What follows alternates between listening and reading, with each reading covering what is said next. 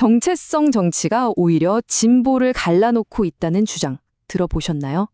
자, 오늘 바로 그 논쟁의 한가운데로 들어가 볼 건데요. 포스트 모더니즘을 마르크스주의 시각에서 아주 날카롭게 파고드는 책 한 권을 같이 뜯어보겠습니다. 세상이 정말 많이 변했다고들 하죠. 그런데 과연 그럴까요? 이 책은 바로 이 지점에서 아주 도발적인 질문을 던집니다. 겉모습은 화려하게 바뀌었는데 혹시 세상의 근본적인 문제, 그 핵심은 그대로인 거 아닐까요? 자, 바로 이 질문에서부터 오늘 이야기를 시작해보죠. 자, 그래서 오늘은 이 5가지 순서로 책의 논리를 한번 따라가 볼 겁니다. 세상이 어떻게 변했고 포스트 운동은 이걸 어떻게 봤는지, 그리고 마르크스주의는 여기에 어떻게 반박하는지, 그리고 이게 한국에선 또 어떻게 나타났는지, 마지막으로 이 책이 제시하는 대안까지 쭉 훑어볼게요. 네, 첫 번째 파트입니다. 변하지 않는 핵심. 이 책의 가장 기본적인 생각은 뭐냐면요. 세상이 아무리 복잡해 보이고 새로운 문제들이 막 생겨나는 것 같아도 그 가장 깊은 곳에는 자본주의적 착취라는 아주 근본적인 문제가 그대로 있다는 거예요. 이게 모든 논의의 출발점입니다. 그럼 이 책이 비판하는 포스트 모더니즘, 대체 뭘까요? 책에 따르면 이런 겁니다. 야, 이제 계급 투쟁 같은 그런 커다란 이야기, 그런 거대 담론의 시대는 끝났어. 지금 중요한 건 정체성, 환경, 인권 같은 아주 다양하고 새로운 문제들이야. 바로 이런 시각을 말하는 거죠. 자, 두 번째 파트입니다. 그럼 이 책이 소위 포스트 운동들을 어떻게 비판하는지 한번 보죠. 핵심 키워드는 바로 초점의 이동이에요. 네, 바로 이거죠. 예전에는 계급투쟁이나 제국주의처럼 아주 거대한 구조랑 싸웠잖아요. 그런데 이 책의 분석에 따르면 요즘 운동들은 그 초점을 정체성, 개인의 권리, 차별 같은 좀 더 작고 구체적인 미시 정치로 옮겨왔다는 거예요. 물론 이 책도 이런 운동들의 시작이 순수했다는 건 인정해요. 반전운동이나 여성 투표권 운동 같은 아주 중요한 진보적인 움직임이었죠. 하지만 여기서부터가 중요한데 이 운동들이 점점 우리와 남을 가르는 정체성 문제에만 집중하게 되면서 이걸 지배 세력이 아주 교묘하게 이용했다는 겁니다. 진보 세력 전체를 분열시키는 도구로 말이죠. 자, 이제 이 책의 심장부로 들어가 보겠습니다.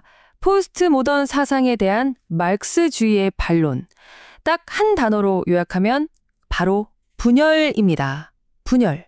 이 문장이 이 책의 핵심을 아주 강렬하게 보여주는데요. 정체성 정치는 세계의 노동하고 억압받는 인민들을 분열시켜 더 쉽게 지배하기 위한 부르주아지의 정치이다. 와, 그러니까 이게 사실은 지배 계급이 우리를 갈라놓고 더 쉽게 다스리려는 속셈이라는 거죠. 정말 날카로운 지적 아닌가요? 그러니까 책의 주장은 이겁니다.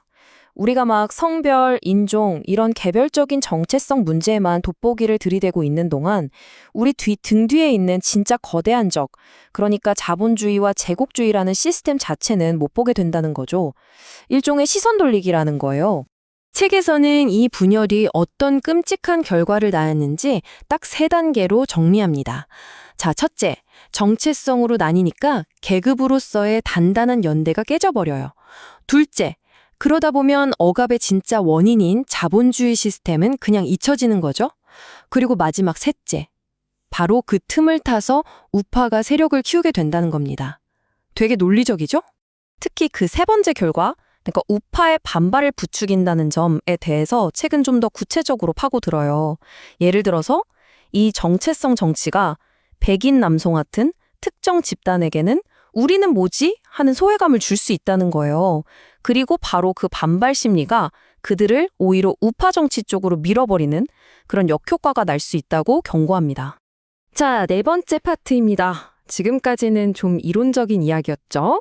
그럼 이 복잡한 개념들이 과연 바로 대한민국 현실에서는 어떻게 적용됐을까요? 책에서 다루는 한국의 구체적인 사례를 한번 들여다보겠습니다. 이 타임라인을 보시면 그 흐름이 한눈에 들어오죠. 책의 분석은 이렇습니다. 1980년 광주를 겪으면서 한국 사회의 혁명에 대한 열기가 정말 뜨겁게 타올랐는데 90년대 초에 소련이 무너지면서 모든 게 허무해진 거예요. 거대한 목표가 사라진 그 텅 빈 공간을 포스트 모더니즘 사상이 싹 파고들었다는 분석입니다.